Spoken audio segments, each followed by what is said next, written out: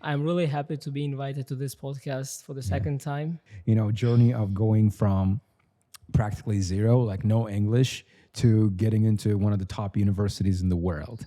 I started thinking about application, like beyond academics. So where else I need to apply to a specifically American university, and turns out that academics is just only 30% of the process.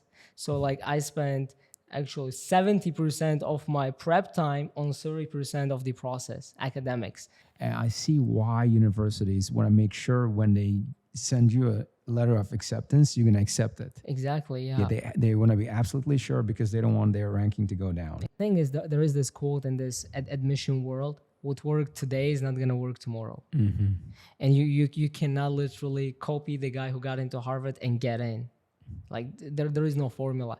All what they need is for you to stand out and for you to be different from all other guys they admitted. Harvard does not produce the best students. It picks the best students in the world. They might do some affirmative action, like they just want to have more or less an equal number of males and females. So if they've already accepted too many, let's say, males, they give higher chance to like mediocre female applicant than a mediocre male applicant. It's finally making that dream come true. That conversation that took place years ago. Yes, he was the when one. When he planted that idea in your mind. Yeah. And then seeing that come to fruition, it's like dream come true as an uncle. The only book I read cover to cover in my entire life, and the only person who knows what that book is this guy. I actually feel like a part of me is leaving, knowing that you're going to be leaving soon.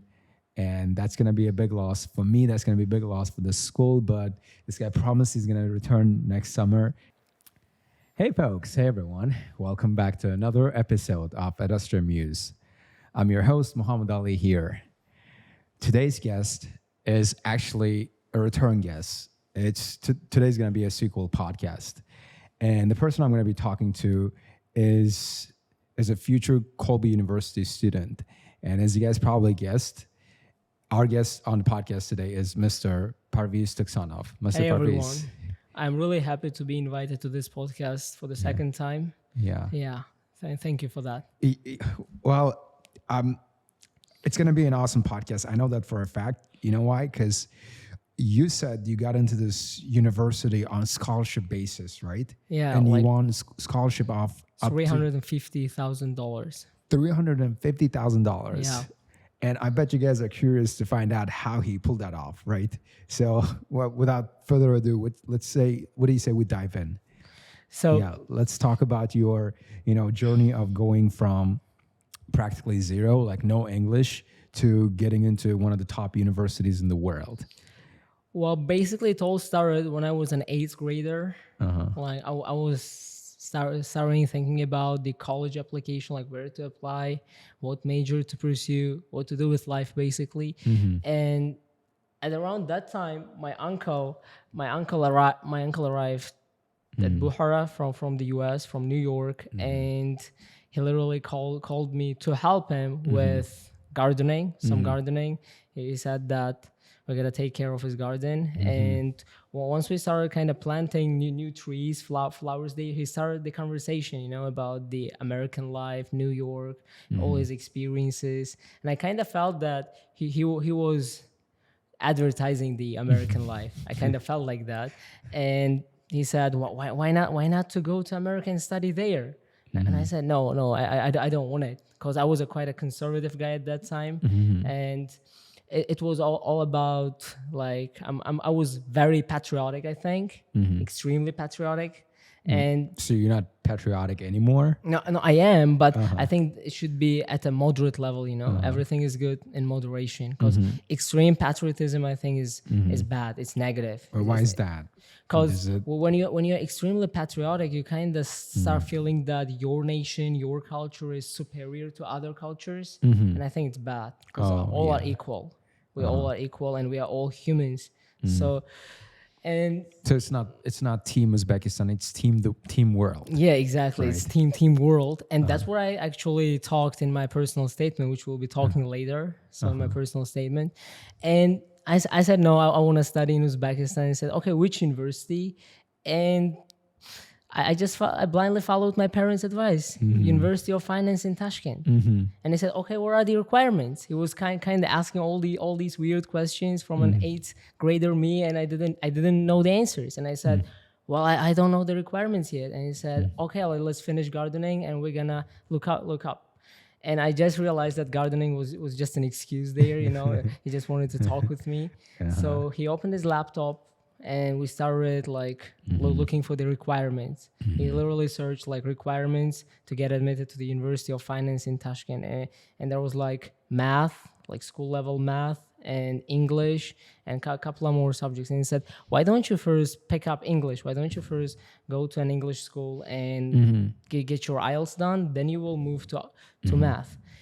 And yeah, I went to this amazing school, to you guys, Alicia teacher and you, and we all started doing like different readings, listening tests, and we started kind of listening to podcasts, radios by different world organizations, and it all kind of was a window to the outer world, to beyond the borders of Uzbekistan. So now I was listening to all those opportunities available worldwide. So this kind of opened my mind, and I was kind of changing my mind. I was thinking, why not to go and study abroad?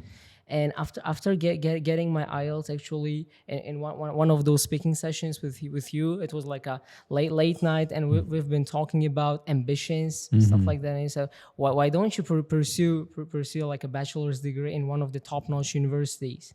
And at that time, it was like a crazy goal for me, and I said, well, this guy probably is dreaming. That was my reaction, but I didn't, of course, say it out loud. But this was my true reaction. But then you started sharing all those stories of successful alumni there, successful basically admits to those top universities from Uzbekistan, and all of a sudden it kind of started sounding reasonable, a reasonable goal. And after that, I started studying the SAT. Of course, it all took me like, I might be quite fast telling it like it all happened in a day. No, it was like a couple of years. Yeah, it's never an overnight success, right? That's what people always see on social media. When you see all those successful people, they see the final result and not realize how much work goes into getting those results. A lot of people think that it happens just overnight, and they start thinking that they are losers. But what I always think is, just on social media, people share good days. We never share all those days. We kind of worked hard, toiled, and burned the midnight oil. And yeah, after that, I started the SAT, preparing for the SAT. At that time, we didn't have any legit SAT schools in Bukhara, and that was a barrier for most students here in Bukhara. This was like a thing that made them quit their goal. They just started applying to local universities, my peers, just because we didn't have any SAT program here.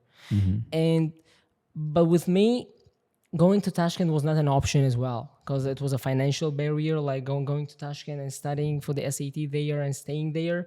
So I decided to do self-study. I started researching like online SAT programs, like free courses. And I found out that Khan Academy actually offers both traditional SAT and digital SAT programs. So I started from Khan Academy and moved on to other sources like free available books like Erika Meltzer, Panda. And after acing the SAT, I started thinking about application, like beyond academics. So where else I need to apply to a specifically American university. And turns out that academics is just only 30% of the process. So like I spent actually 70% of my prep time on 30% of the process, academics. And it was kind of shocking, eye-opening. Like I had 3 years before applying, and I spent 2 years on academics, and they just make up only for 30% of the process itself. So I was very curious what that 70% is. And turns out there are like extracurriculars, honors, and essays, like motivational essays, supplemental essays, research papers, the different requirements different colleges got. And then I started doing my research. So it's all about the research. If someone says me, where is the number one skill that you need to apply to a foreign college? I would say it's research skills. You got to be able to do your own research online. Like go to the college's official websites, look for their admission requirements. It's also, I think, a skill. So like, where do you go if you say you're looking at their website and you have some questions? Who do you contact? So first of all, in their websites, what I like is very well organized. They got the sections like academics, student life, admissions. So you go to admissions folder and you go to undergraduate admissions. Of course, if you want to pursue a bachelor's degree, or if you want to go with master's, so you go to like graduate degree. So you go to undergraduate admissions and you see the checklist. They usually say like admission checklist or admission requirements, and you see their requirements. Like they folder it into like language requirements, English proficiency requirements, then SAT or ACT policies. So, and after that, at the bottom of the website, you got the address, like their email. Like if you have any questions, you can basically send an email to a university, and you get an answer from admission officers. And there is a chance that after you applying, you might actually get an admission officer who answered your question, review your application, and it just means that you have an interest in this unit. It's like a demonstrated interest. By asking them questions, you actually demonstrate genuine interest in them, and that also boosts your application. Wow, that's a little secret a lot of people didn't know, right? Yeah. A lot of students kind of afraid of asking questions. They think that if I'm just gonna send this email with this crazy question, they will probably think that I'm stupid. They're afraid of that. But actually, if an admission officer realizes that when you're reviewing your application, you are the guy who actually asked them this question, it shows that you demonstrated interest in their college. And this is one of the requirements. Not requirements, but it's like preferred. It's something that boosts your chances, admission chances, that you're interested. And after offering, you're not gonna decline their offer. And this is one more thing universities like care about, because if they offer you admission and you decline their offer, it's gonna affect their ranking. So that's why they want to make sure that the biggest share of students, admitted students, should go to college. They don't decline it or go for another college. So that's why. How do you mean their ranking goes down when they decline your offer? No, I mean, when you decline their offer, their ranking goes down. Oh, and is there anyone keeping track of all that? Is there anyone, keeps record of their exactly, rankings? like all colleges got their own statistics faculty, and they publish something called CDS. It's common data set, and for every single admission cycle they keep all those numbers, statistics, like how many students applied, how many of them are males, how many of them are females, how many of them are first generation students, how many of them are like from unprivileged backgrounds, and how many of them applied with SAT, and what's the SAT range. And is it something done by like third party, or is it something they do in house? They got their own department. They got their own department. But don't you think they can just fake it? You mean fake those numbers, right? I mean, they do it on their own, but then it's checked by the CDS organization.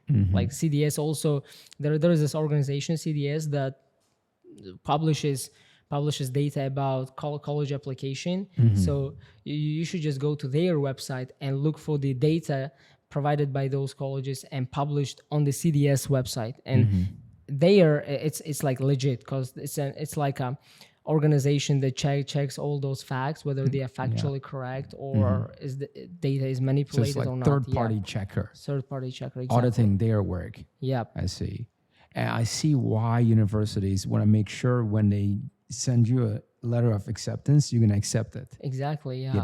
They want to be absolutely sure, because they don't want their ranking to go down. Exactly. Right. All what they want is keeping their ranking. They are very they're very serious about. I see why they are so selective. I see why they want you to go through this long process. Yeah. Because if you're not genuinely interested in getting in, you would just quit halfway, right?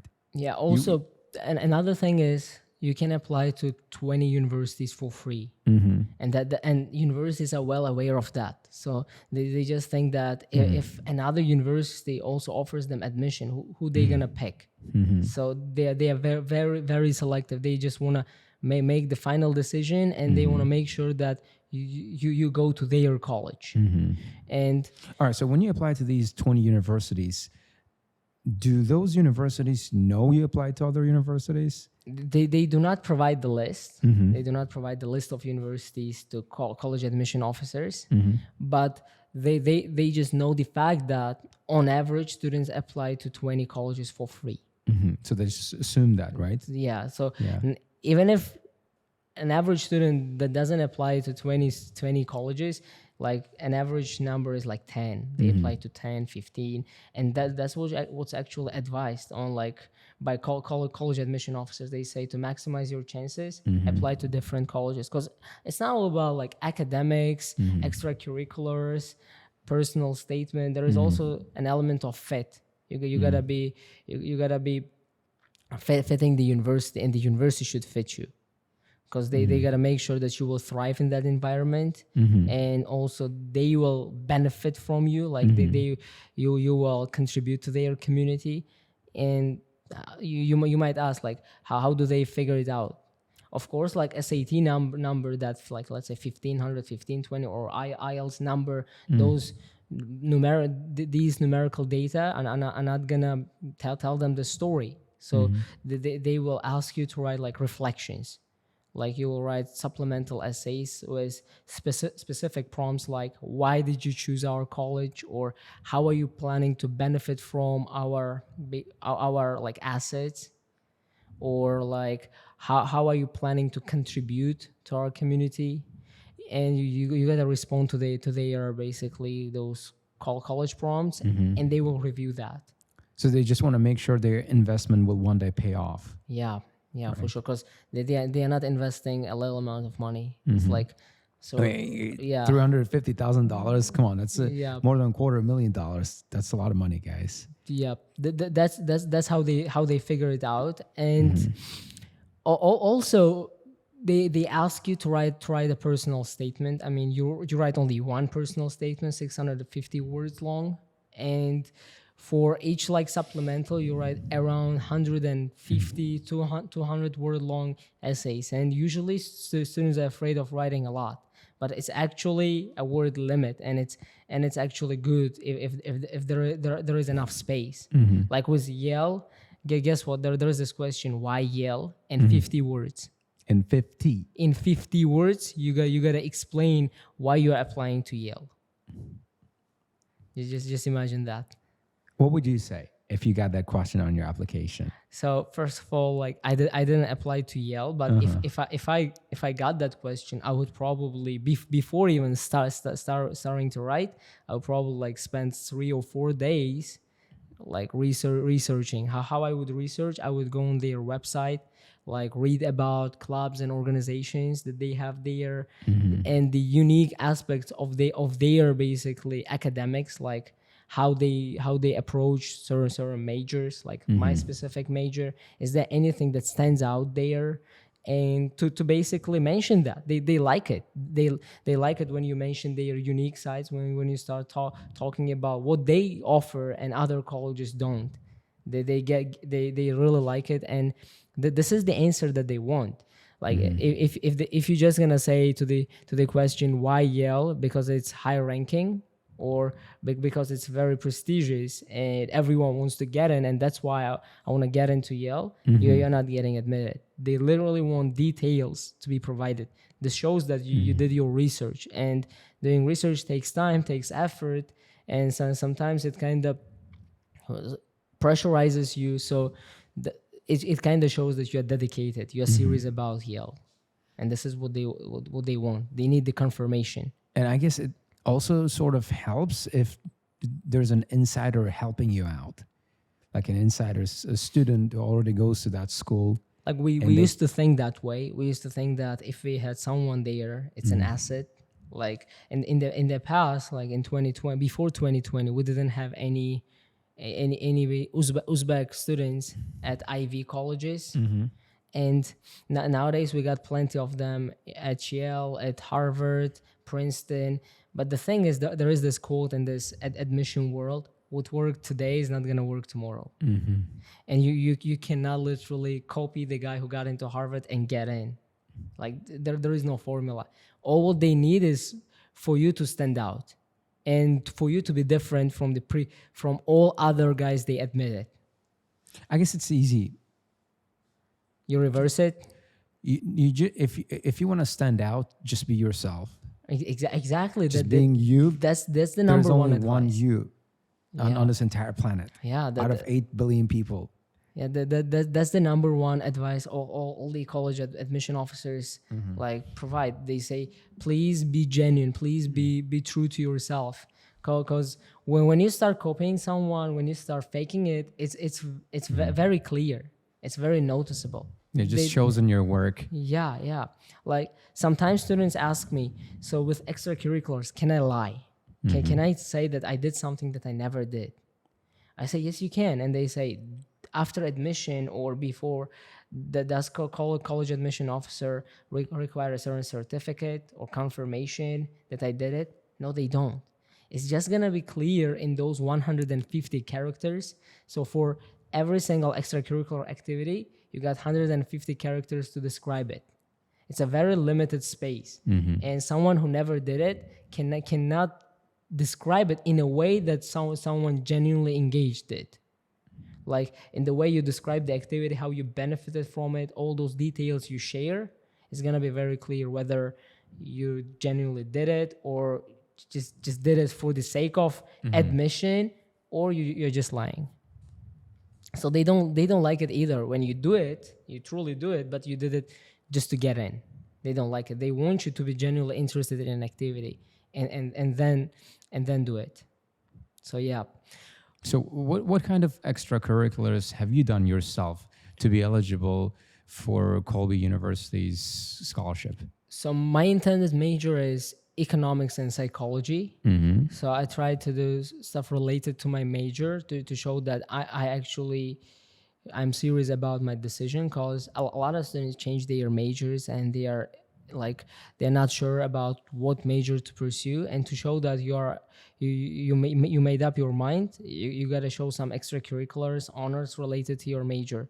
So number one extracurricular I mentioned on my Common App application was the club, economics club. I organized, since it was an international organization, like a Central Asian club, where students from Kazakhstan, Kyrgyzstan, Tajikistan, and Uzbekistan met up and discussed all current economic trends. So we would basically learn from each other. It was like a collaborative environment. This was the number one extracurricular activity that I mentioned. And second one was a research project. I did an independent research. I wrote a research paper on the effect of online ratings and comments on consumer behavior. So I did my research. I collaborated with the local online shop market Uzum and got access to their data. Well, it's actually available online, but I still asked for permission because of ethical like issues.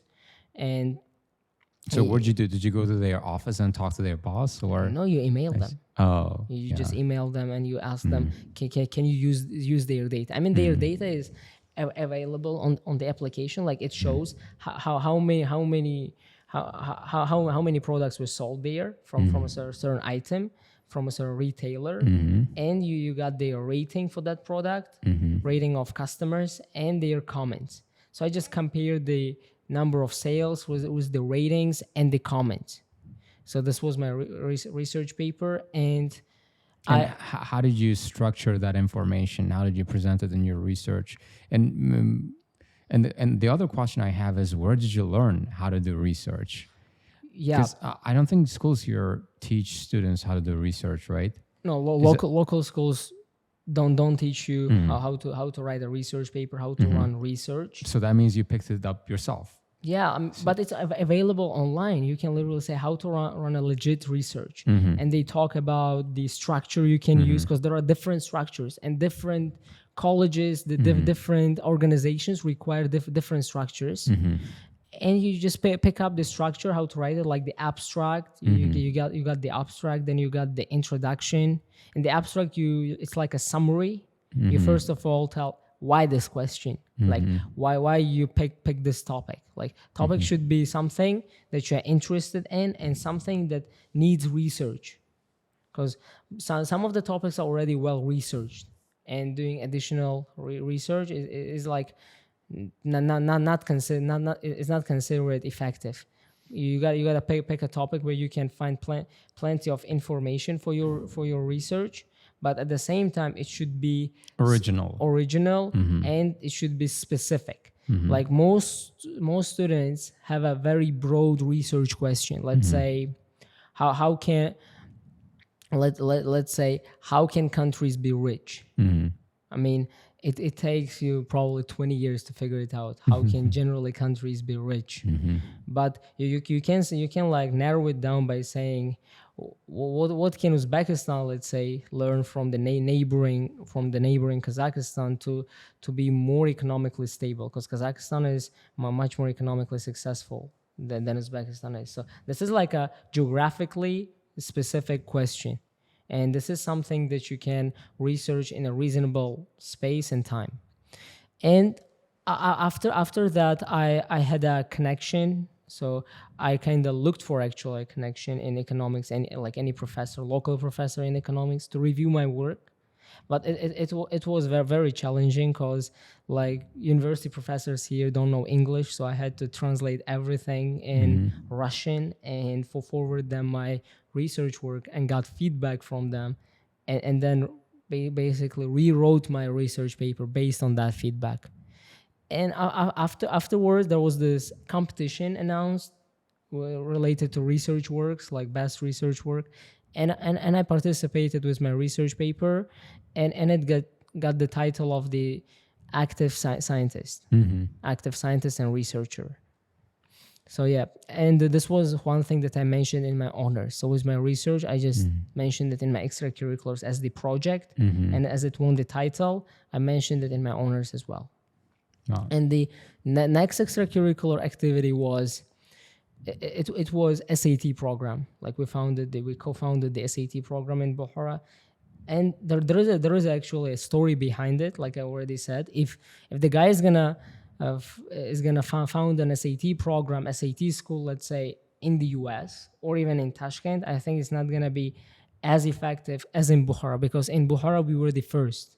Like there was no SAT school, and that was a hardship, a personal experience. And because of that, I wanted to help the next generation to ace the test, because most students quit their dream because of financial burdens, because of financial burden of going to Tashkent or another city like Samarkand to study for the SAT. So this was the story behind it. That this was how I described it, and I think it was one of the things that kind of showcased the leadership. Because in extracurriculars, they want you to be a leader. Like a lot of applicants think that if they do some volunteering work in an international organization, it just boosts their application just because the organization is at an international level. No, organization or staff there it's not going to help you. All what will help is your effort. Like how did you contribute to that basic organization? It's better to found a local, let's say, organization or club yourself than participating in an international one. Because in an international organization, you're just a participant. But in your organization, you're going to be a founder, manager, leader. So that's what they need. So if you pioneer a project or some kind of a small business while you're still in high school, that's going to look great on your resume, right? Yes, that's what they are looking for. They want leaders. They want world leaders, and like their selection is like they kind of select the ready students. Like if they see the potential in you to be a leader, they just select it. It's not like an army selection. They don't train you. They just handpick the best students there. Yeah, So I actually heard a quote once, and it goes, Harvard does not produce the best students, it picks the best students Yeah, in the world. it's Yeah. about all those Ivy universities, Princeton, Harvard, Yale, We actually kind of Stanford. have the same sort of business model here. We Yeah. don't like, so people think that all great students come out of this school, but in reality, most students who come here are actually really good at learning, right? Yeah, they are already good. They go through the selection process, like first the admission test and then the 2-week trial. So just we want to really see what they're made of, whether they can survive here, and only if they can, we keep them. If they don't, we just let them go. Yeah, and sometimes it kind of leaves the impression on other schools around here that we are doing an unfair job. We are already getting good students. It's like we got a competitive advantage, unfair advantage. But the thing is, to get all those good students, you should work hard. Oh yeah, You should kind of have your own reputation, have your own like respect out there, trust. And that also takes a lot of hard work, a lot of years. And the same with those universities. They have a lot of basically sponsors, a lot of money being invested in that sphere. So I think they deserve to pick best students. Yeah. and then so once they have those best students, so they bundle them together, they put them together, right? So you got the cream of the crop. I guess that's the term they use for it. And then you put them all together, and just you have the most competitive environment, right? Yeah, you have the most competitive exactly. class. So students learn from each other. They don't learn much from the professor. They are from classes. They learn from the experiences, campus experiences they have. And this is one of the criteria that college officers have. Like they want to make sure that the class they pull off admitted students should be as diverse as possible. They don't want all, let's say, math Olympiad winners in one class. They don't want it. They need someone to stand out there, like the guy who can play the musical instrument or who plays the musical instrument like for 10 years, 15 years. So they want this diversity. They say that like students thrive at diversity. This is how they can learn from each other. Like if they pick all similar students, that there isn't much they learn from each other. There isn't much they can benefit from this experience because it's gonna be quite similar to theirs. So your IELTS and SATs aren't really your biggest selling points. Yeah. It's your unique talents. It's your unique skills that other people don't have, or what make you qualify this for kind the of admission. makes the decisive like final conclusion. But still, I would say it's not that IELTS and SAT aren't important. They aren't important only after you take them. So because there are like couple of days ago, I was reviewing the CDS of Harvard, and this year there are 60,000 applicants. 60,000 people applied to Harvard, and they have like 10 or 15 at most college admission officers to decide on 1 or 2,000 of them. They can admit 1 or 2,000 of them, or even less. And do you think they can review all 60,000 applications? No, they can't. So they kind of shortlisted based on their academics, so like stats, SAT, GPA, IELTS. And then with the shortlisted number of students, they will look beyond academics. So at some point, academics are important for you to be in that shortlist, for you to be reviewed. So just your solid academics kind of make sure that your work is being reviewed. Because they are probably not gonna review the work of a guy who got 1,300 like Harvard or 1,200 something. They're not gonna do it. Yes, they are test optional nowadays. Like it's all hype. Like a lot of people say it's now possible to get into top universities without SAT. Yeah, yes, it is. But you gotta have an alternative. Like you gotta have another way of showing your academic excellence. Like SAT is not the only way. Yes, there are like A levels, AP classes, or research work shows that you are quite good at academics because it requires like academic prowess for you. And also like an international school, maybe if you are a graduate of an international school with legit certificates, with like academic rigor, which is competitive enough for you to study at the top university, then yeah, you might apply without SAT or without other standardized tests that show your academic excellence. But if you are like an Uzbek guy or an international student, let's say in general, from a public school, I mean, there is no way you can get in or win scholarship at least without SAT, because they are well aware of the academic rigor here in public schools. It's very easy for you to get like perfect GPA in a public school. It's not as competitive as getting the perfect GPA, let's say, in presidential schools. What do you mean by academic rigor? Is it like academic competitiveness? No, difficulty of education. So challenges, like if it's easy for you to study at school, there is a higher chance that you get a perfect GPA. There is a higher chance that your GPA is higher. But if school education is slightly more challenging, so it's gonna be slightly more challenging to get a higher GPA.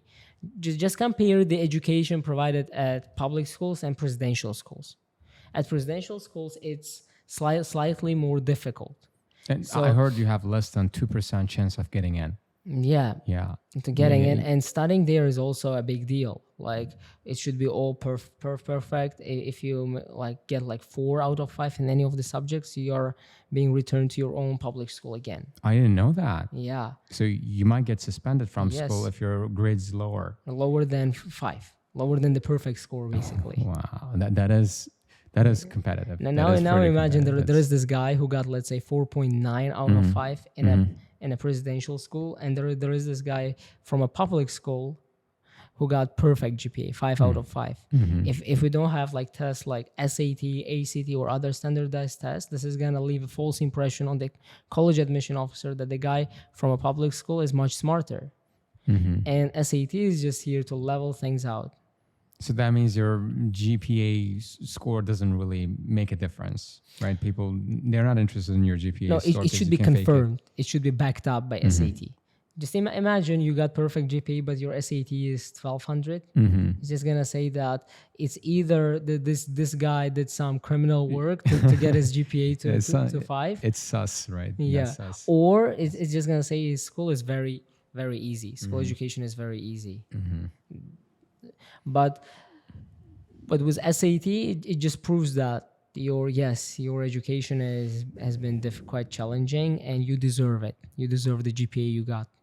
Or like there are sometimes questions that I get. My GPA is not perfect. Can I compensate for that with a high SAT score? Yes, at some point you can. Like in some ways you can, because if you're gonna get like 1500 plus GPA, but 1500 plus SAT, but not a perfect GPA, it's just gonna show that your school education was very rigorous.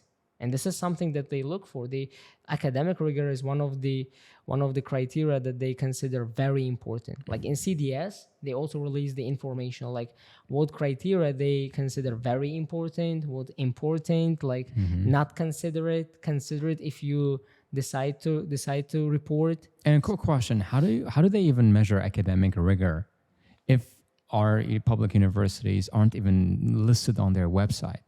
Like I actually checked out one of their application pages, and you have to pick your school. Yeah. And you go looking for Uzbek schools, they aren't there. You just go with not listed, yes. But then they will ask for your coursework, like what subjects you're studying, and then there is level of difficulty thing. You gotta pick level of difficulty. Is it like A-level thing, or is it ABs, APs, or where is it? Is it like an international certificate course, or where is it? And with public schools, you don't have any options. You either go with level of difficulty is not specified, or you just say it's a standard level of difficulty, and that shows the academic rigor. Right.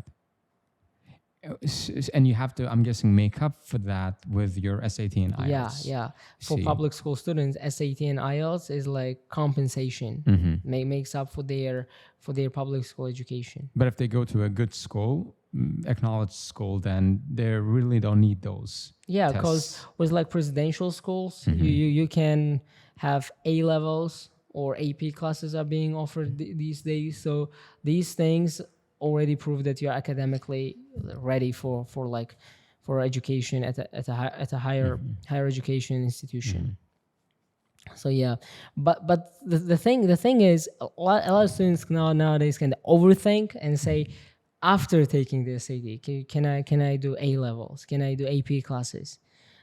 And yeah, you might, but why to do that? there is this question, why to do that? Why not to spend that amount of time, like that X hours or hours spent per week spent on that A level or AP classes? Why not to spend it on an extracurricular activity that you're really interested in? Well, why not to launch your own project that you've been thinking about for a long time? This kind of boosts your chances even more. They simply might not have the finances to do that, right? You said you went to some kind of a conference to meet with like-minded people, the people interested in economics.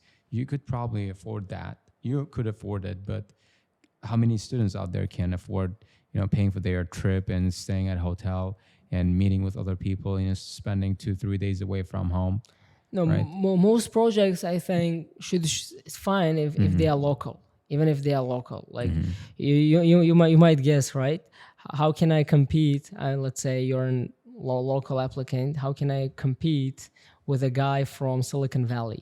Like you want to major in computer science and you want to boost your extracurriculars in a way that it's going to be compatible with the guy who wants to major in computer science in Silicon Valley, and he resides in Silicon Valley. There is no way you can be better than him, because he's been offered a lot of opportunities, way more opportunities than you are. And that's why everyone, I think, competes in their own context. And that's what they say. They never compare you with another guy out there. They just compare you with would be you, let's say. Would be you. Like they just calculate how much of your opportunities you made use of. Like in your context, are you the best or could you be better? That's how they measure it. So if I were a student who goes to a public school and I have zero funding, right? What kind of projects would you suggest I get into? Would you suggest I pioneer to boost my college application? Like everyone got access to internet. Internet is like more or less an equal opportunity, right? So you can pick up English from internet, like online courses. There are a lot of free online courses, and there is a story of a girl. She's also a class of 2028, means got admitted to college this year. And I had a talk with her, and she was telling she didn't pay anything on her pass from like a girl who doesn't know English to the one who got admitted to Brown Ivy League. Wow. Nothing. She didn't spend a penny on that. And she was telling me that she picked up English online, then did the same with SAT, learned about college application and applied. Self-taught, self-made. Yeah, it's all about the inspiring story you have. Like the story is the number one thing that they care, your personal story. So yeah, and with like local projects, you can go with anything like a school club. Let's say your major is literature. Why not to have a literature club at school and engage students? Like if you're not able to engage students, your peers, why not to engage students from lower grades? Like if you are like a senior, why not to have juniors join your club and help them? Like just helping them with their literature exam. You can frame it in a way that just kind of shows that you contributed to your previous community, which kind of is it's an indication that you will contribute to your future community as well. So, yeah, everyone is competing in their own context. There isn't this competition thing. There isn't much competition in the world. Everyone competes with their own version, with their own current version. Yes, it sounds very fair, this admission process, the way you describe it. Yeah, regardless of what kind of background you come from, you stand equal chance of getting in as the guy who lives in Silicon Valley, like you said. So the playing field is level. It's equal for everyone. But there is also a darker side, which like is affirmative action. And what's that? They do some affirmative action, because with them, like I said, diversity is number one thing they want. They categorize students into 3 or 4 categories, like must be admitted, the best applicants, and the worst applicants. So they do not do any affirmative action with 2 extremes. So must be admitted, they admit them, and worst applicants, they just reject them right away. But there is this middle thing, middle of the road applicants, and with them they might do some affirmative action, like they just want to have more or less an equal number of males and females. So if they've already accepted too many, let's say, males, They give higher chance to like mediocre female applicant than a mediocre male applicant. Or they also have like with majors, interests, affirmative action. I mean, this year, like last year, the President Biden talked about affirmative action and wanted it to be canceled.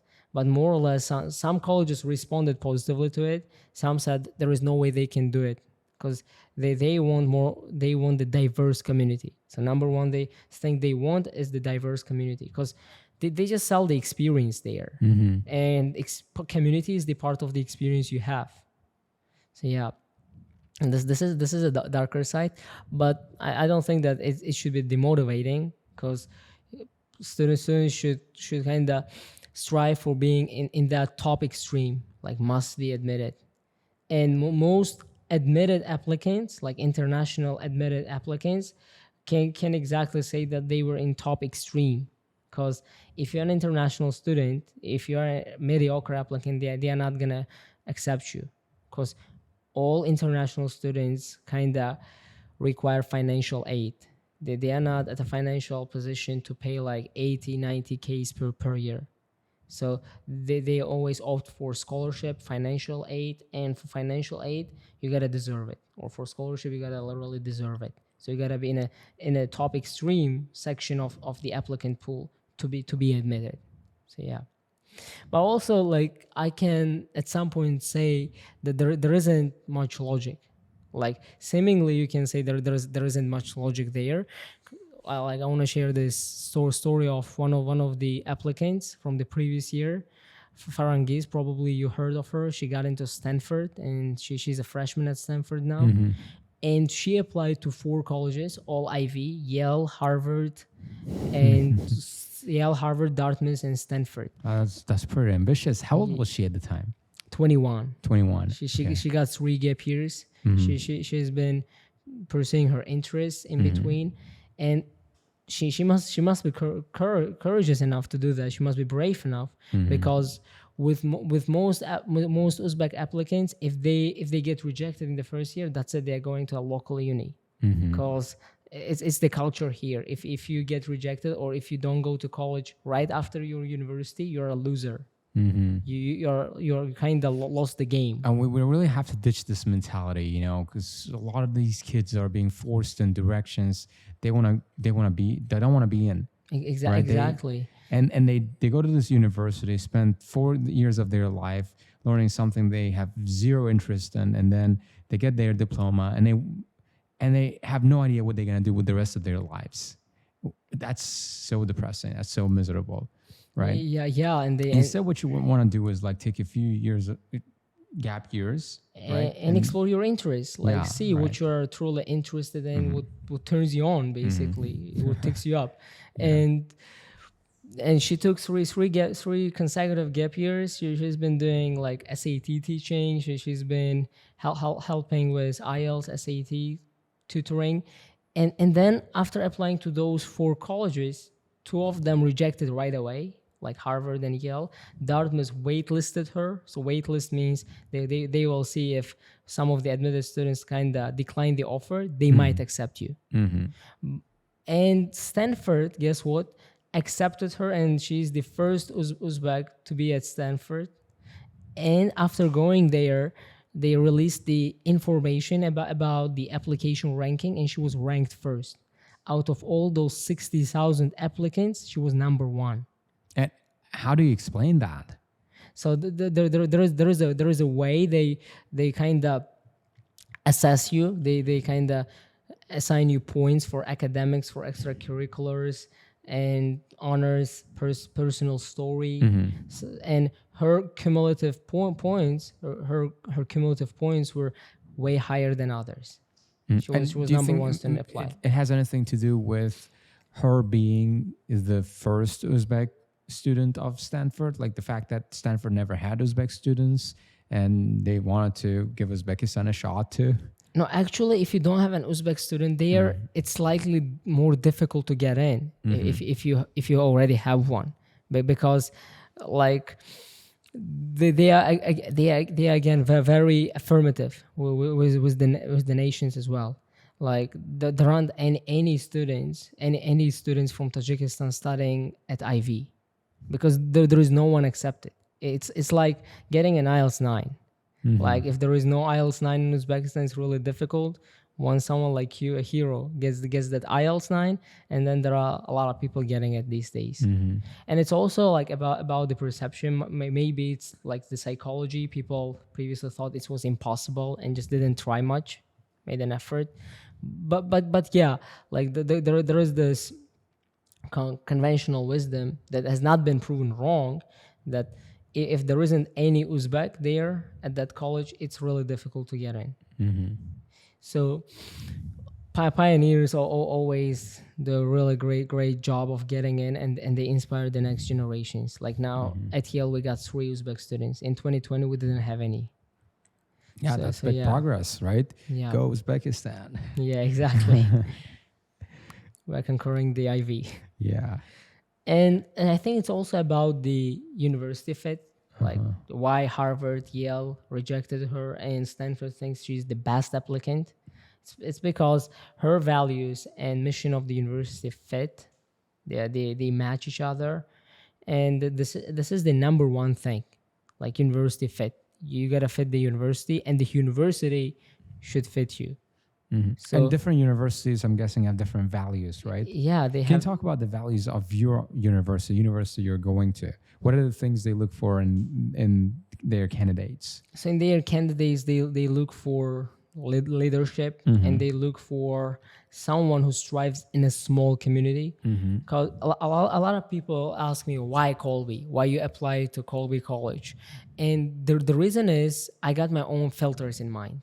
Like when looking for universities, I had my own filters. Number one was the acceptance rate there. Like I didn't care much about the ranking, because I knew that ranking might be affected by factors other than quality of education and experience there. Like there are some factors that universities cannot simply control. So instead, I focused on the acceptance rate. Like if acceptance rate is lower than 10%, it's a selective uni, and it's a good one.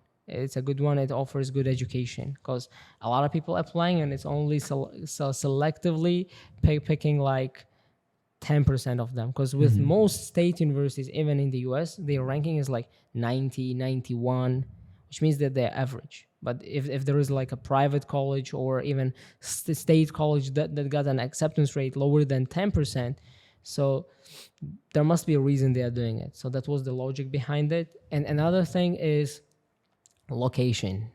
Like I didn't want to study in a city, because a lot of distractions out there, and I think that you got to be very, very disciplined to focus on your university education in the middle of New York, let's say. I checked out your university campus. It's somewhere Remote town. Yeah, in a scenic town. Yeah. They got beautiful mountain views and places of water. There are hills you can go hiking. Yeah, right? exactly. That was actually on purpose. Yeah. When looking for colleges, I kind of looked for suburban or remote town areas, so that I would have I would experience, first of all, the nature. I like it, but like in Uzbekistan, in Bukhara, I live in a city, and I don't have much opportunity to travel to mountains, to the ocean. And like with Colby, I got access to the ocean, to mountains. I can go hiking, surfing. A lot of activities are being provided there. So it's on the East Coast, right? Yes, East Coast. Maine. State of Maine, the most northern state. It's north of New York. No, north of Massachusetts. Massachusetts. Yes. Right. North of And Massachusetts. it's a state bordering Canada, I'm guessing. Yes, right? it's bordering with Canada. Exactly. Yeah. So that means like Canada is like a 30, 40-minute drive away, right? But you still need a visa. You do? You still need a I visa. thought when you're in the US, you don't need any sort of visa to move to other countries like Canada, Mexico. You can. No, if you are a US citizen, you don't need. But as an international student studying there with a visa, you need a separate visa to go to Canada. But a lot of students having like trade trips to Canada in summer, and I think visa is not a much problem because they know that they will go back to US to study. So it's just with their class, with their friends, like citizen friends, they go to Canada. Yeah. So I'm guessing you got it on your bucket list, visiting Canada Yeah, when you're in the US, right? visiting Canada, of course. Yeah, But first, I wanna yeah. do hiking. Yeah. This is the activity that I wanna do. There is this required thing at Colby. It's called Colby Outdoor Orientation Program, and it's required for all freshmen, for all first year students. They gotta do some outdoor activities. So they provided hiking, base camp trips, and surfing, like water activities and mountain activities. So and they provide you a form to ask you which one you are comfortable with, like about your fitness level, health, your dietary restrictions, so that they will see which activity fits you most. And I went for base camp trips. Now, what's that? What kind of sport is it? So it's basically all what it involves. Couple of days of traveling to a mountain, and you will stay in camps, in tents on the top of the mountain for a couple of days before the classes in autumn start, so that you basically, it's like a networking opportunity. You will be randomly placed in groups, and you gotta just make friends there With people you've never met before. You've never met before, yes. Yeah. Just gonna have a leader there from a sophomore year who is gonna lead you guys, but all those freshmen gonna be new to each other. They don't know each other. So you guys gonna be out in the wild for a few days with people you don't know. Yeah, exactly. In a place you've never been to before. Exactly. And with possibility of getting attacked by animals. Exactly. Sounds scary, right? Sounds an adventure. Sounds like a hell of an adventure. Yeah. Yeah. It kind of gets you in the right gear for the academic year ahead, right? Exactly. It's about all about the networking there. If you don't know people, if you're too shy to talk with the students, to the professors, so it's about kind of socializing with people you've never known and getting used to the environment. And it kind of also acts as a recreation before the rigorous academic basically semester starts. So yeah. Wow. What are some things you are dying to try in the US once you get to the US?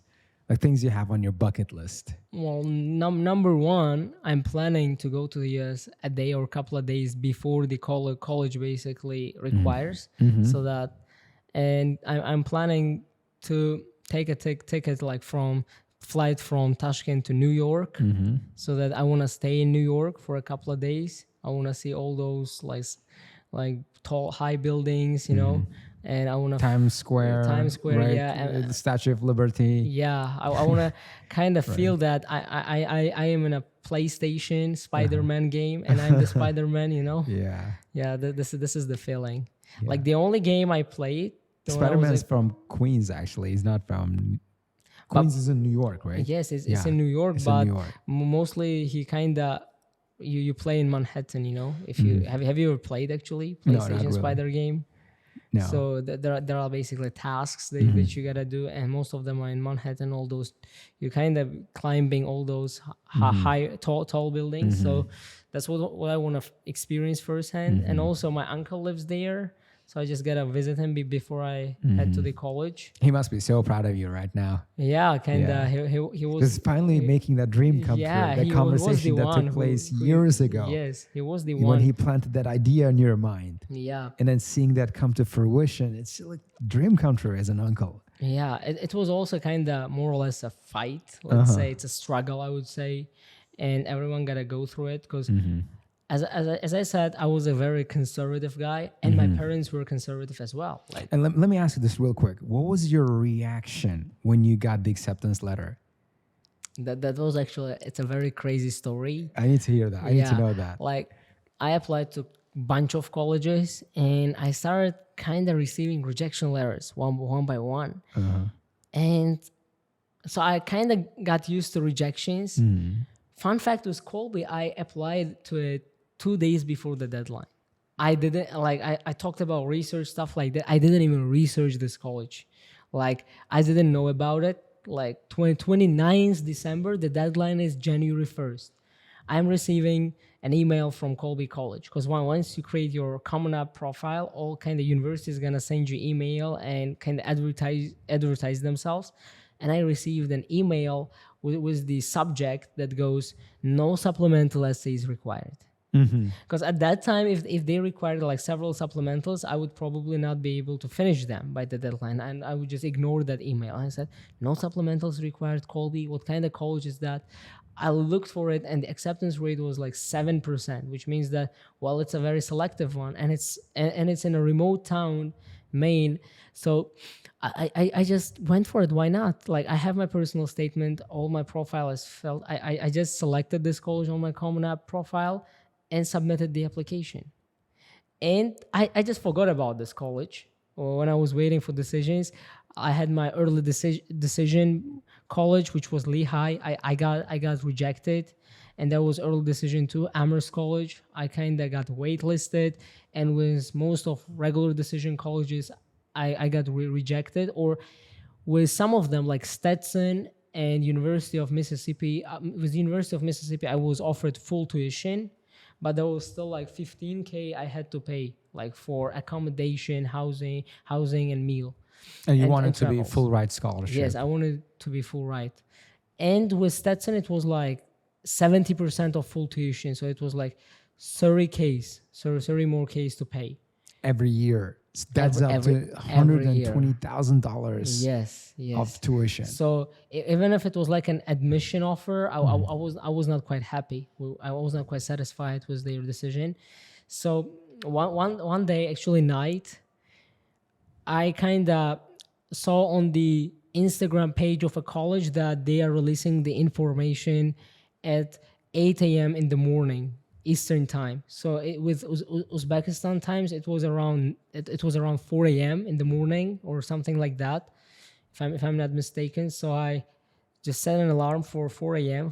So 3:30, and half past 3, and then I woke up and started doing some spirituality stuff, kind of praying, like I need this college, and like asking the God to give me the admission. And I just opened the admission letter and it says, well, it all starts like this: dear Parviz, if it's a rejection. If it's like acceptance, they say congratulations. So I was kind of reading, dear Parviz, we are sorry. That's it. I didn't read the letter. I just fell asleep. And the next day, I woke up late at 11 a.m. took shower, kind of stressed, not in a mood, and I got this habit of routinely checking my email because I knew that admission decisions might come out, and I see Colby update. See, where is Colby? I just forgot that I applied to Colby, and it was released an hour before I saw it, and an hour after I saw it, and then I went to their basically college website and got into my student portal, and I just saw that there is the status update, went for it, and I say congratulations. I was like, in a shocking state of mind. I was not believing it. I just read this congratulations several times just to confirm that it was not a dream. Reading congratulations, reading the first couple of lines. Sort of rubbing your eyes. Yes. Is that even for real? Yes. All over again, reading the first paragraph over and over. And I went to the tab that says financial aid. So got into it, and it's almost full ride. So basically the cost of education there, including tuition, housing, travels, food, everything makes up $90,000, around $90,000, and they offered me $85,000. So it's only like $5,000 for like meal and travels. So they're not covering my meals and travel, and everything else is covered. And that's still a big deal. Yeah, exactly. So you're getting scholarship worth of $365,000 for 4 full years. Yes. Tuition for full year education. Exactly. And that's like hitting the jackpot, guys. That's a lot of money. That's and I just looked up recently looked up the average grant Colby offers. It's 61, so it was way more than the average grant they offer. So at that time, my parents were in Tashkent. They went to visit our relatives, and a couple of days before that, I was talking with my mom about my plans. Usually, I talk with her about my future plans. I was saying like most colleges started rejecting me, so I'm thinking of applying to a local uni, or maybe I will take a gap year because it's a very sensitive topic, taking a gap year in Uzbekistan. And my parents are very conservative, and they just say that I gotta get in from the first year right after graduating the school. So I was kind of saying maybe I will kind of take a gap year, and she stared at me in a way that I got the answer without words. No way. So I said, then I'm applying to a local college because most of them are rejecting me. Most colleges, foreign colleges that I applied, are already rejecting me. And then she said, like, remember when you took the IELTS 2 years ago? And I said, yes.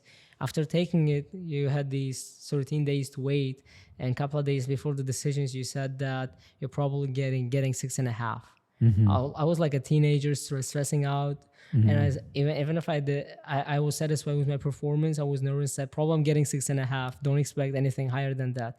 And the same story happened with SAT. I said, probably I messed it up, and she said like, they've already planned their travel to Tashkent at that time, and she said like, I'll be in Tashkent, you'll be calling me and saying you got in. I just got the feeling, and I said, well, it happened once, it doesn't mean that it's gonna happen again. I just didn't believe, and that happened. And guess what? I'm calling her, she just declines. I'm calling her a couple of times, she declines. So I went to my grandma, she was at home, and I just shouted, I got in. And she started crying. Like I was jumping for a couple of hours out of joy. I was literally jumping, yeah. Right. And then they finally called me back, my parents. I just shared the news with them. They were all happy. Like my dad called me back and said, did you check it? Can you check it one more time and see it's for real? Are you sure you're not mistaken? I said, no, I read it millions of times already. Yeah, I couldn't believe it. Yeah. So yeah, this was my reaction when I got into Colby. What was your uncle's reaction when he found out? So, the news spread fast. Before I went kind of texted him because I thought that he's sleeping, and I just texted him. He didn't see the message, and he was calling me, and probably my mom already shared the news, and he was just congratulating me. He said like, I'm really proud now you finally see this country of dreams and country of opportunities. You finally come and study here. So we are very close with him. We're like not a nephew and uncle, like brothers. But the thing is, he lives in the US and I live here, so it's like a separation, Now he says we are kind of reunited. So yeah. Oh yeah. This was his reaction. It sounds like a wild journey, buddy. Going from zero to getting into Colby University, that is a dream come true. Yeah. And it took like solid 5 years of work, right? Exactly. Is it 5 years of work? So more or less 5 years, but I started learning English when I was fifth grader. So I started learning English when I was a fifth grader, so 7 years.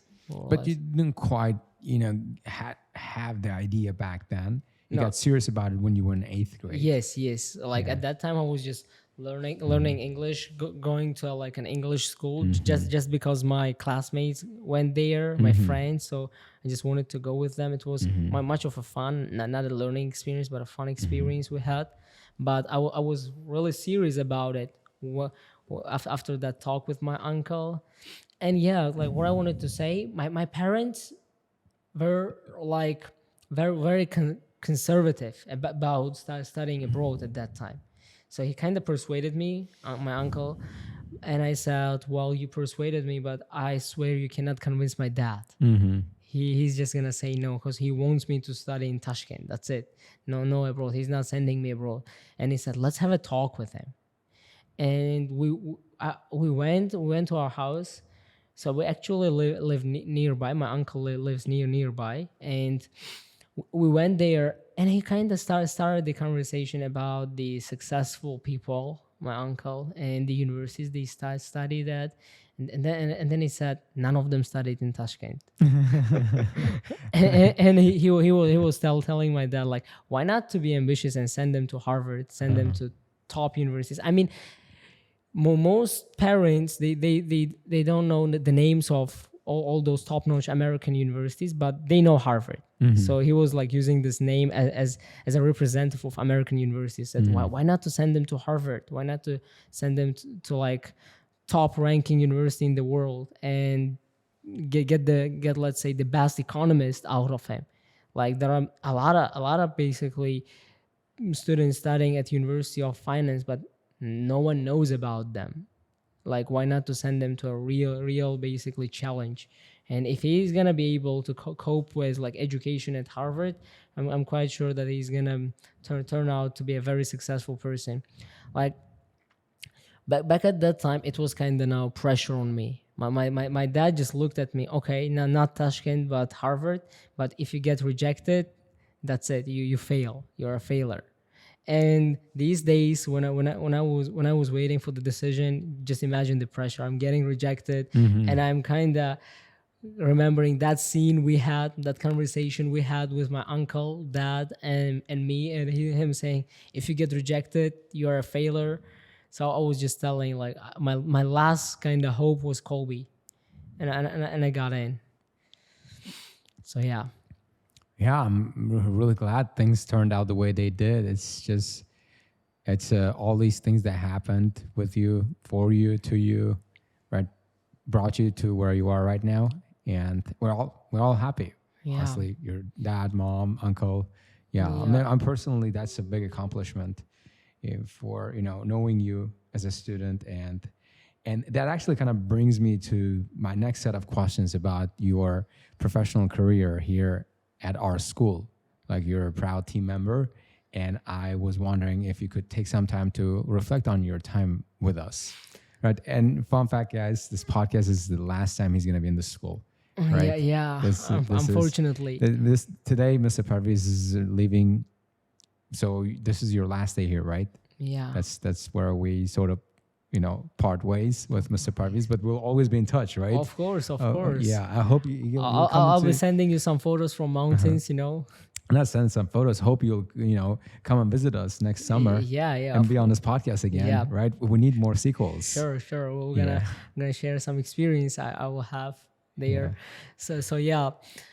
So let's start with like your impressions when you joined the team, when you became part of the school.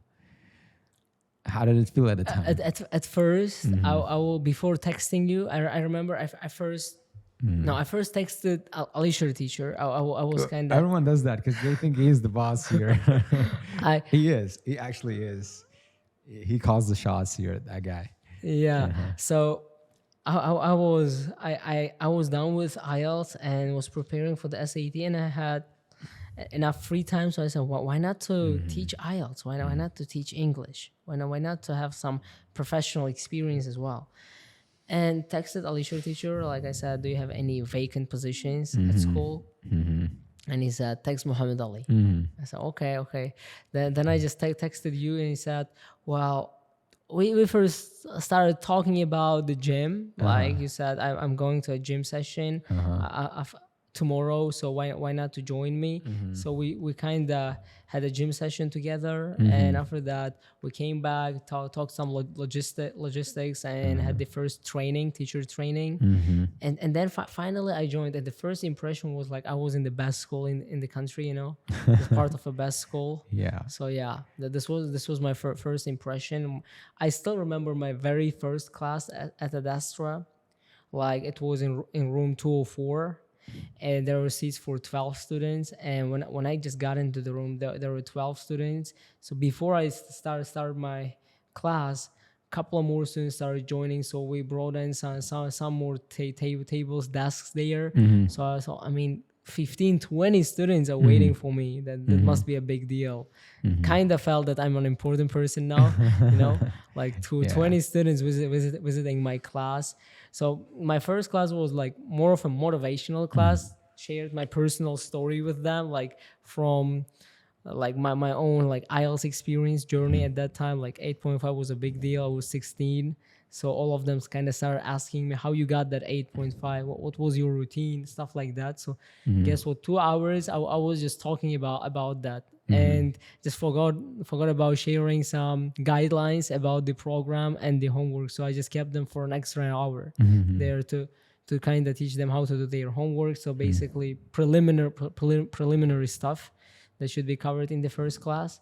Yeah, this was my first experience. That was PI 15, right? The first group you got was IF. It was at that time IF, but then they got promoted to PI. Yes, they became then PI it was 15. PI 15. Like couple of days ago, I was just reading that messages that messages like with you, like when I texted you asking for a job, and when went to the PI 15's group chat, was reading it and had this nostalgic kind of feeling. I was reflecting on that, everything, how it all started. Yeah. So it's like around a year and a half now.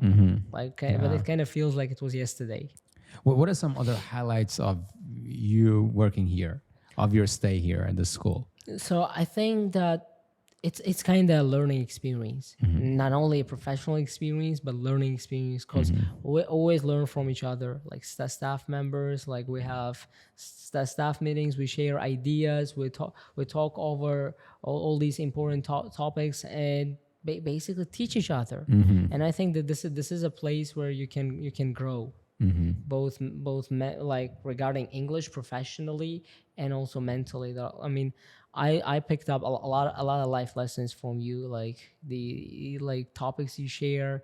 So it's more than English and more than just teaching English. So yeah. So look, over this time, have you like felt experienced growing as a teacher? Like how do you feel now as opposed to how you felt back then, coming into teaching? In my first class, I remember, even though it was all smooth, like no hard questions from students, everything was like kind of under the control. I was sweating. I was kind of sweating all the time. I was kind of feeling that I am taking the exam, as if I'm taking the exam. Like I was all pressurized, and like it was kind of lack of confidence, I think. But nowadays I'm very comfortable teaching a class. So I think I picked up some public speaking skills and got more confident. And also with teaching, it's all about simplifying stuff, like explain things in simple terms, like explaining things as if you're explaining it to like a 4-year-old kid. So over these 2 years of teaching, I think I kind of more or less mastered this skill, kind of learned to explain things in a way simpler language manner than I used to do. So these are some of the skills that I think kind of mastered. So what other sort of qualifications or qualities, skills you look for in an ideal teacher? So with qualifications, like let's say their teaching qualifications or their language proficiency qualifications, I think that they are only important if you don't have them. So once you have them, it's no more important. Like it's not the thing that makes you a great teacher. You got to have some basically values, some values, some qualities that are beyond those numbers, beyond that 8.58 or whatever it is. And it's like patience. It's like I said, public speaking skills, because I know a lot of guys who got 8, and I used to ask them, why not to teach? Why don't you teach and like earn? Like, and they would say, no, I can't talk in front of people. I can't talk. I can't. So it's about confidence, public speaking, and pay patience, because sometimes you explain stuff millions times to your students and they don't get it. And what you do, you don't stress out.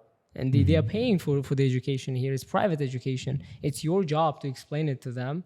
So you gotta keep repeating it until they understand it. So this is I think requires a mountain of patience. Right.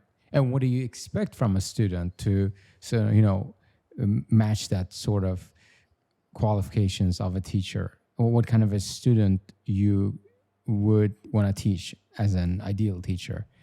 So what I'm You asking mean is like, what are some qualities of an ideal student? ideal student? Yes, sir. Yeah. Well, where I feel is there isn't this kind of state called ideal for a student. Every single student is ideal. Like there are no bad students, there are bad teachers. Nice. That's a Yeah, really good perspective. because just thinking that some students are bad kind of makes me feel as if I'm a bad teacher, or I'm an incompetent teacher, because I kind of see it as a challenge. If a student is bad, it just requires a new level of teaching. I gotta level up my game. I gotta provide for them. That's it. Like there is no ideal student. All students are the same. It's just me. I should meet their needs, meet their different needs, and all of them need kind of different approach. We're all humans. Yeah, just imagine we had this talk with one of the teachers a couple of days ago. They were telling like, student does the homework, student attends all the classes, but their score is not growing. Like it's been a couple of months already, their score is not growing at all. So what should I do? I just quit on that student. And there were two teachers talking about it, and they just looked at me. So what do you think about it? So I started reflecting on that and said, what if that student were you? Like, what if like you did all the homework, you attended all the classes, and your teacher expelled you just because your score didn't grow? Now, like thinking objectively, I think it's a fault of a teacher, because the homework they are assigning and the classes they are teaching is not helping the student. So this is I kind of think that this is a teacher's fault, and teacher gotta provide for that student. Yeah, I mean, there are some students that have difficulties. They have difficulty learning, picking up a new language, but I think still everyone can learn a new habit or a new knowledge. Basically, everyone can do that. It's just we need different approaches. Let's say different keys to their locks. Yeah. All right, that's a really good perspective. I wish more teachers out there had this, putting yourself in students' shoes. Yeah. Like realizing that it's not actually easy being a student, right? I mean, sometimes we're a little too demanding of students, right? Yeah, but I mean, just thinking that student is your brother or you yourself or your like near and dear one, I think helps you to be more genuine, to kind of think more objectively and truly help that student. Because again, this is not a fault of the student. He or she is doing all what you say. Then it means that what you are saying is wrong. It's like a patient goes to the doctor and gets all the treatment that's prescribed, but they are not getting better. It's whose fault is that? Are you just gonna say that you're just unhealthy, you're born unhealthy, and or incurable? Yes, or you don't deserve health. Is that what you say? No, it means that the doctor is not qualified. The doctor doesn't deserve to be a doctor. So yes, the same here. Like we should treat all of them as patients, as clients. Like we have to help them. Yeah. We already got the selection process, so we're not getting everyone. We're accepting the selected number of students.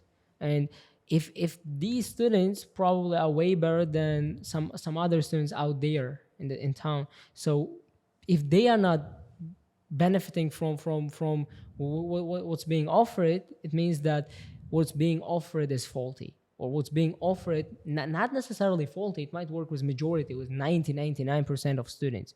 But we got to deliver to that 1% as well. So that's what I think.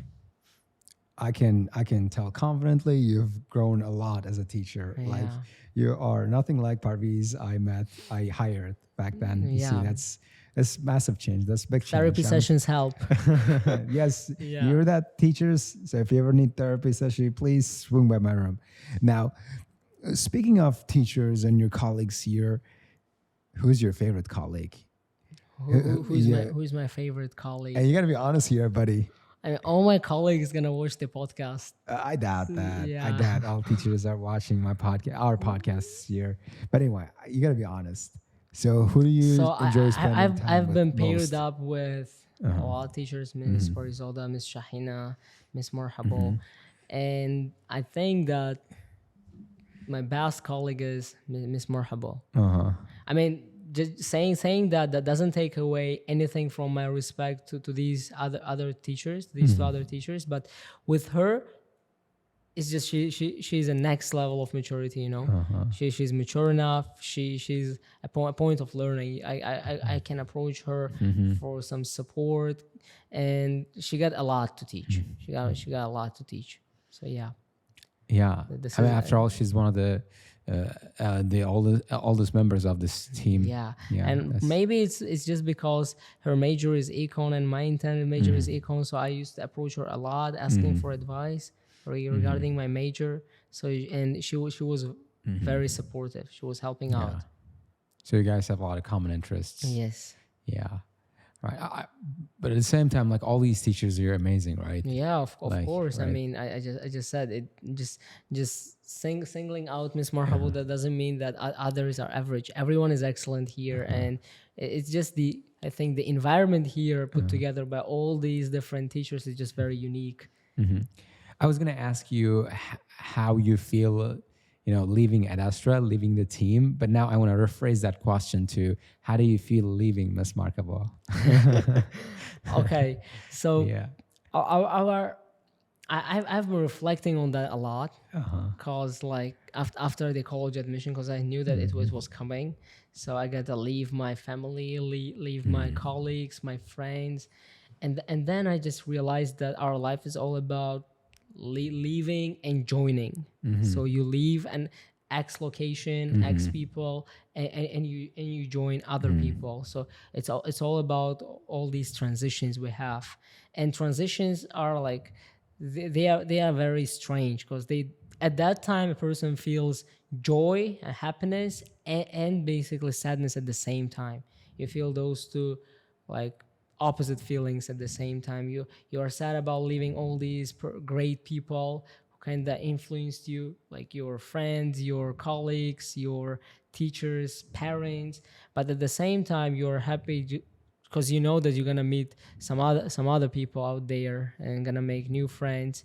But yeah, so that's what I'm feeling. I'm feeling joy, excited about the U.S., America, Maine, Colby, but also the sad about leaving at Astra. Yeah. But I just want you to know that this you always have a place in the school. Okay, so Yeah. whenever you're back home to visit friends or relatives, I hope you come to see us. Of Right. course. And This is gonna we'd be. love to have you on the podcast a few more times, right? Yeah, sure. Yeah. And then next time I will be there, probably you guys have like 100K subscribers. I hope these so. guys should help you. Yeah, viewers, guys, you gotta help us out here, okay? We gotta grow the channel. We gotta Yeah. get bigger. So please, if you're watching this podcast right now, if you made it this far into the podcast, then at least we deserve is like thumbs up and some shares, Some on comments. Yeah. comments. Share your perspective, guys. Yeah.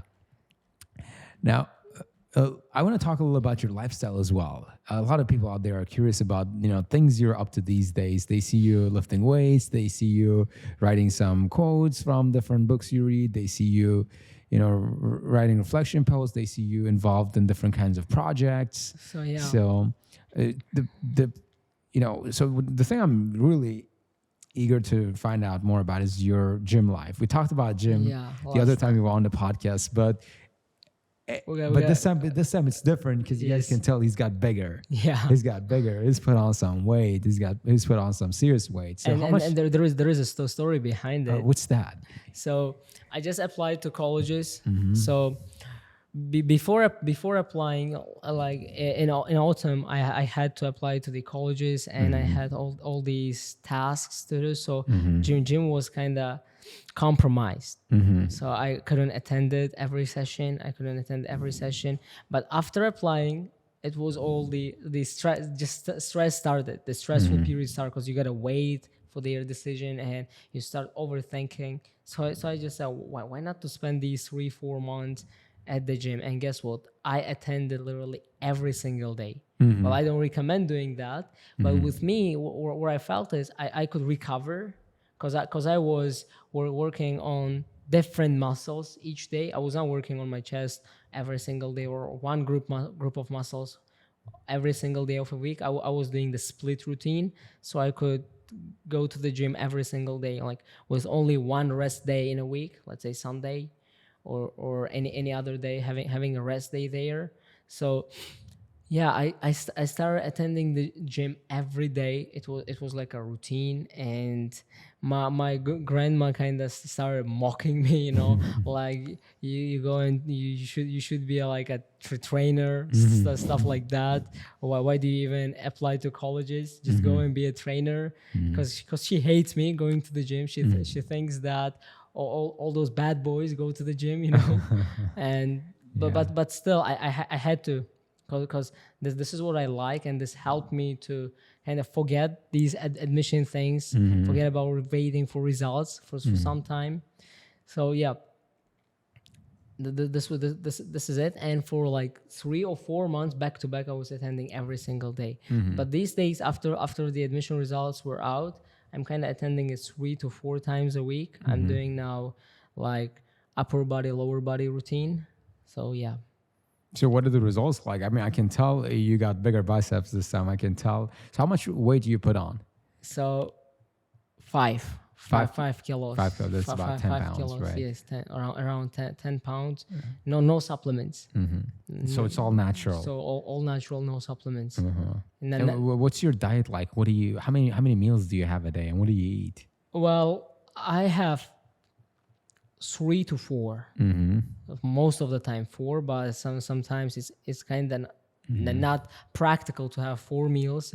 I'll be at work, I'll be like at school. So yeah, but most of the time it's 4. Early in the morning, I have like a protein rich breakfast. I get like 3-4 eggs and curd cheese, and basically I don't get to pick what I eat in lunch, because most of the time I just eat what my mom cooked. But with dinner, I used to with dinner I used to kind of eat all what my parents cooked. But nowadays I'm just eating salads. So salads, vitamins, fibers. To get more vitamins and fibers, I'm eating salads. So yeah, this is kind of my diet. Right. So you don't do any supplements, no creatine, No creatine. I mean, I used to. Now kind of I started taking a break. Yeah. Like I used to do it for a month, and I'm taking a break now. I'm not taking supplements anymore either. Like I'm not taking them really. I used to be on creatine. I used to take protein, right? And I did zinc. So all these different supplements, but they kind of made me bloat. Like you feel this gas build up in your belly. Yeah. So when you do it, especially on empty stomach, right? Yeah. And remember that guy who was invited to the podcast, the Pakistani guy? Yeah, Mr. Anas. Mr. Anas, yeah. I saw him at the gym a couple of weeks ago, and I was asking what supplement you take, and he said you see in the locker room, and in the locker room he just got like 7 boiled eggs, and he said this is my supplement. Yeah. It's the most budget friendly, budget conscious exactly. option. And natural. Yeah, you know where it's coming from. Yes. Like if I want to go back to bodybuilding, which highly unlikely, I would not get on supplements. Simply not worth it, because you're gonna lose those gains as soon as you gain them. Yeah. Right? Like they're not natural. Like they don't last long. They're not permanent, exactly. The moment you stop taking supplements, you start losing all those gains. So yeah, it's better to go natural and just work hard, lift heavy, like all traditional. All right. Yeah. You still lift heavy, right? Yeah. What's your deadlift PR right now? My deadlift PR is 140. 140. 140 Get out of one here. This rep. guy lifts 140 kilos. Body weight is 60. 60. That's more than twice his body weight, right? 140. What's your squat like? Squat? So it's a bit less than deadlift. It's 120. 120. Right. My squat is 120, and my bench press is 90 kilos, 1 rep. So yeah. Oh my God. You guys have no idea how heavy 90 kilos for bench presses is. My personal, to put it into perspective, max I can push is probably about like 30 kilos. And this guy can push 3 times as heavy. Yeah. And he's 60 kilos. But these days I'm doing more of a bodybuilding style workout. Like I'm not doing much heavyweight. So I'm doing like Mostly isolated exercise. isolated exercises. Yes, Right. I'm going with dumbbells, dumbbell presses, and yeah, I'm using machines, but not squats, deadlifts, and bench presses all the time, cause they are very risky. So if you get the technique wrong, you might get an injury. So like yeah. You will. You guys take it from a guy who's personally suffering, real physical trauma, right? I guess you guys already know my back pain, back injury story, so I'm not gonna get into that. Yeah. Anyway, so be careful, be safe out there, guys. Wear your belt, okay? Put on your belt when you're lifting heavy, and make sure someone's watching your form. Exactly. Right. And also, I kind of figured out with like lifting heavy, you cannot put on much muscle. It's about like moderate weight and more reps. It's not like the heavy one max rep with that type of workout. You're not gonna gain more muscles. It's just you're gonna just work out your strength. Yeah, people just do it for eyeballs. They just want to get more views on social media, right? It's all for hype. Yeah. Because it's very exciting to see a guy like lifting 300 kilos. The size of a bull, yes, right? Yeah. Make them look exactly. strong, like a monster. But that is not gonna help you to get a body like let's say Arnold does. Yeah, you gotta kind of it depends on your priorities. If your priority is strength, why not to lift all the time? So what is your fitness goal? How do you want to look like? So what's your ideal physique? So my priority is basically strength and basically bodybuilding. So I want to look strong and I want to be strong. So you want to look strong and be strong. Yeah, feel strong. So some basically people are very strong. They lift very heavy, but they don't weigh. But they don't have this aesthetic body. Like they are either too overweight or something like that. But with others, so like bodybuilders, they have like immense bodies. They have like biceps size of my head, but they cannot do like 5-4 pull-ups. So I just want to maintain this golden balance between bodybuilding and powerlifting. Yeah. So you want to look aesthetically good and strong at the same time, right? Be strong, right? Yeah, that's an ideal fitness goal. With me, my fitness goal at the moment is just longevity. Like all this exercise I'm doing, joint exercise, core exercise, I do, and the exercise I do for my back injury. I'm doing all these things to reduce inflammation and build stronger cardio, endurance and stamina, and improve mobility. So that's my goal right now. And I guess that's most you can do when you have a back injury like mine. Yeah. Right. Yeah. But as soon as I recover, I'm hoping to, hit the weights again. But I'm not confident when this is happening. I'm not sure when this is happening. My trainer tells me we can get back to it right now, but I still feel that numbing pain sometimes. And it's also more about a mental trauma, right? The stress you got when you heard about this injury. You don't want it back. No, so you don't. You're just playing it very cautious this time. Very safe. Yes, sir.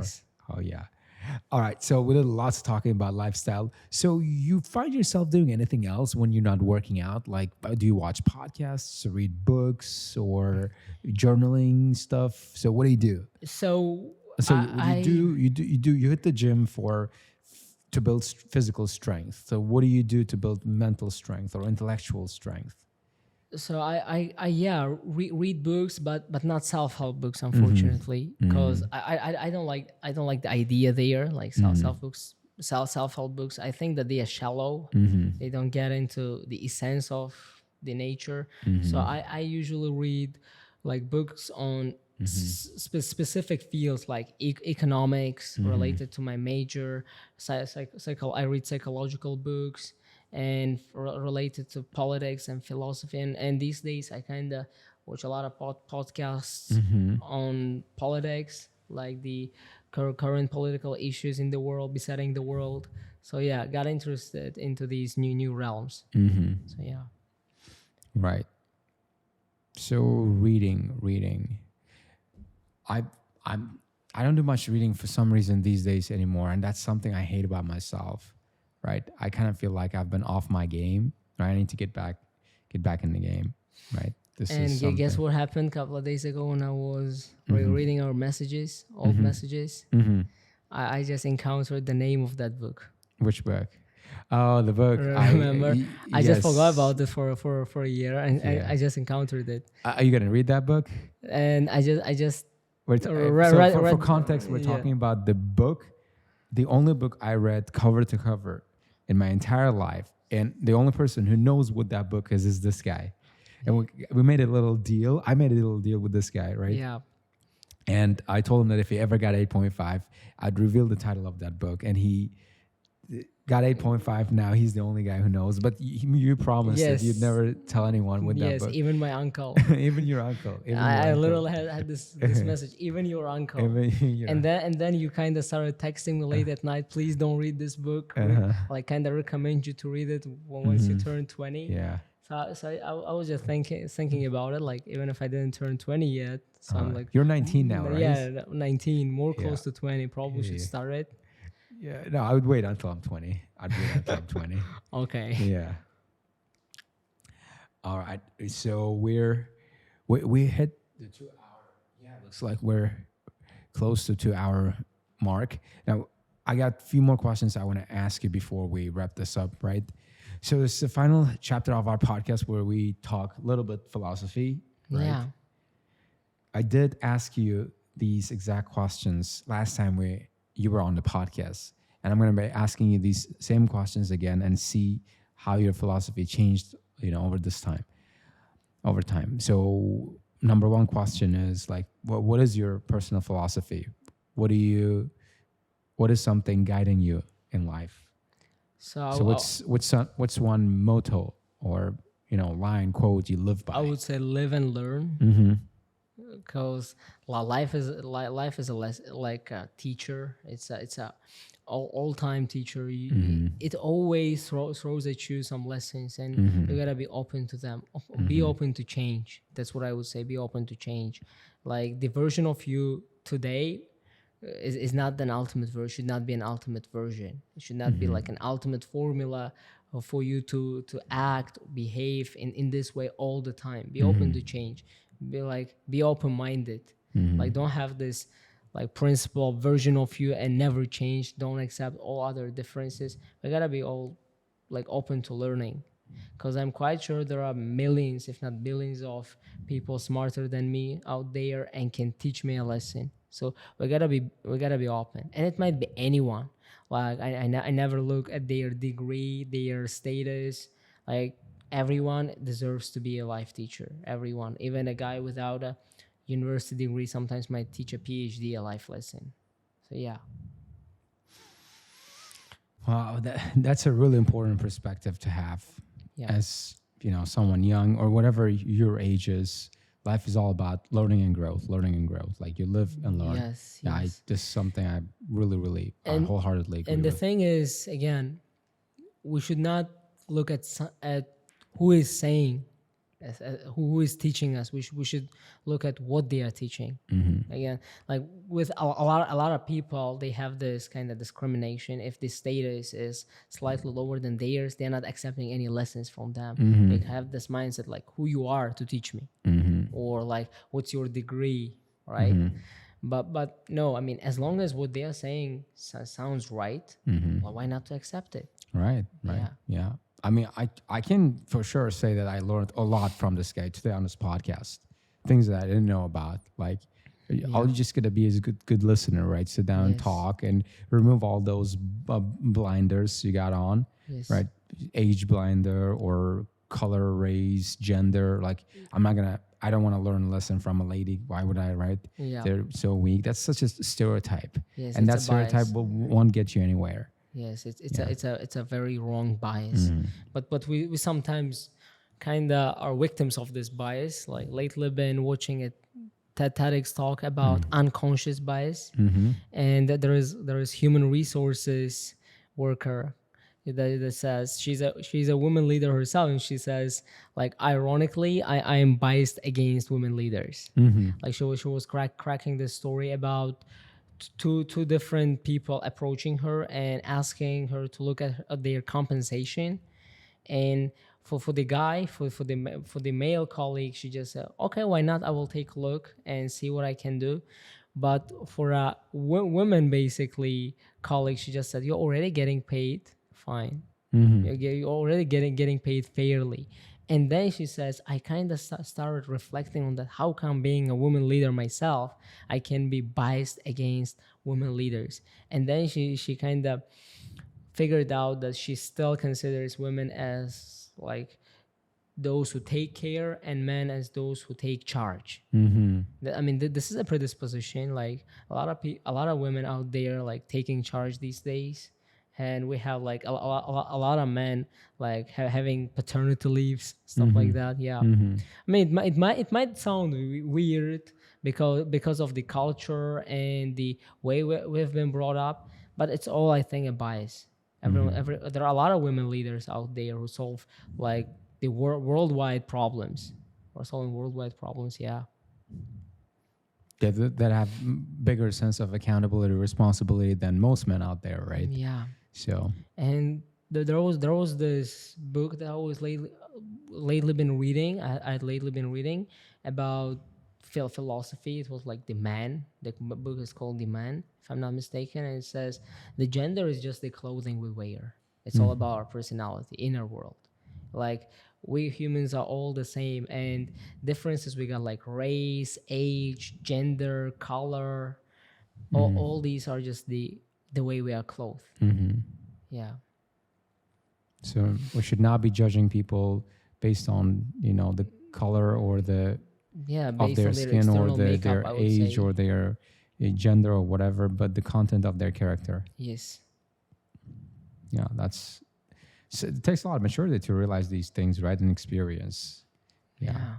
And what is one piece of advice you'd give a lot of the 15, 16-year-olds out there? Be ambitious. Set the bar high. Like something that you think is unreasonable, something too ambitious, and something that's a far reach for you, that you think is a far reach for you, might be quite reasonable, quite achievable after a year, after 2 years. It's all about the effort, guys. Like at least try.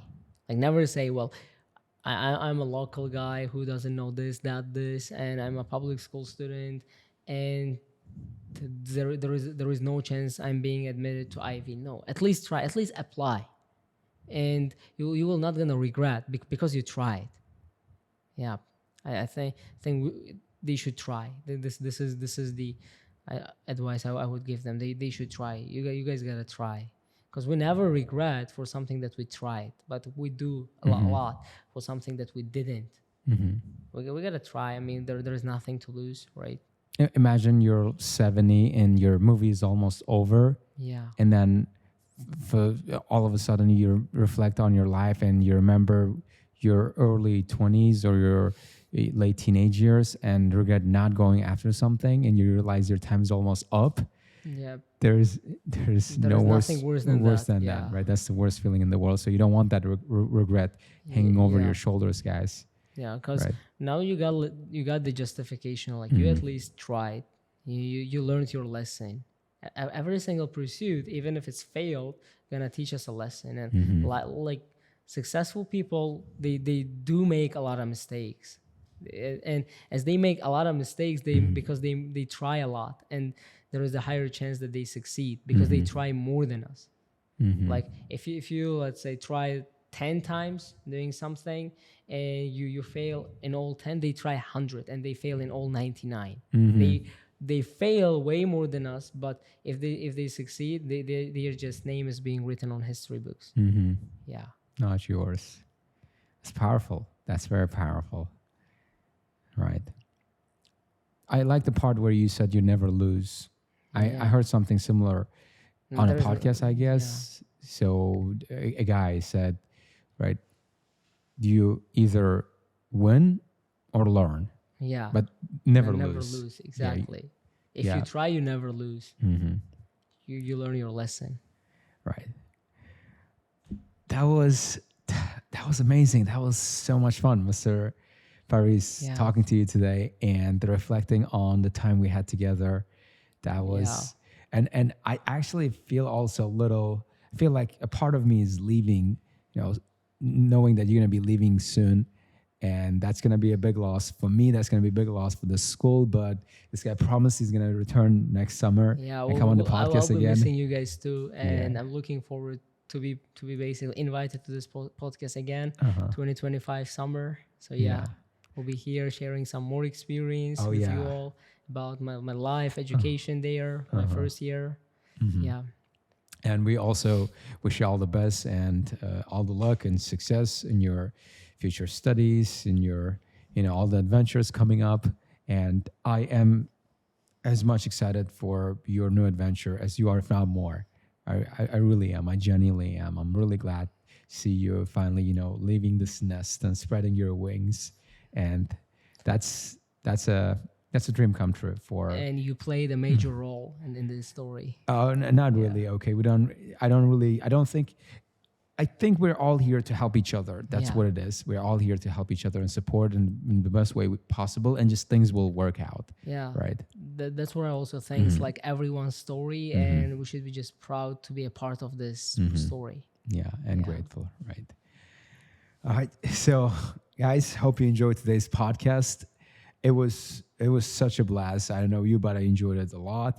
And if you liked our content, please don't forget to like our content, subscribe, and leave your comments in the comment section below. So yeah, I'll see you in the next one, guys. Peace.